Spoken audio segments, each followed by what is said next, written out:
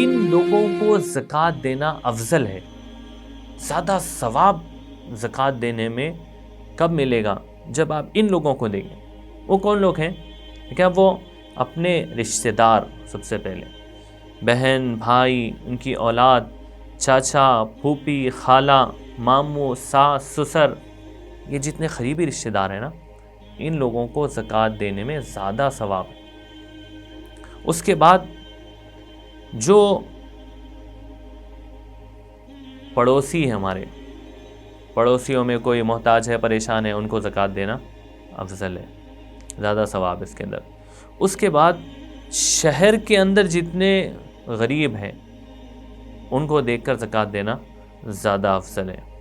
اس کے بعد ایسے لوگوں کو زکوٰۃ دینا زیادہ افضل ہے جن سے دین کا فائدہ ہو، جیسے علم حاصل کرنے والے طلباء پر، علم دین حاصل کرنے والے مدارس کے جو بچے ہیں ان کے اوپر، جو معلمین ہیں یعنی مدارس میں پڑھانے والے، بچوں کو قرآن پڑھانے والے، ایسے لوگ اگر محتاج ہوں اور زکوٰۃ کے مستحق ہو تو ان کو زکوٰۃ دینا زیادہ افضل ہے، تاکہ دین کا نفع ہو، علم جو ہے علم کی اشاعت ہو۔ تو یہ ایسے لوگ ہیں سارے جن پہ آپ خرچ کریں گے زکوٰۃ کا مال تو زیادہ اجر ہے، زیادہ ثواب ہے اور افضل ہے۔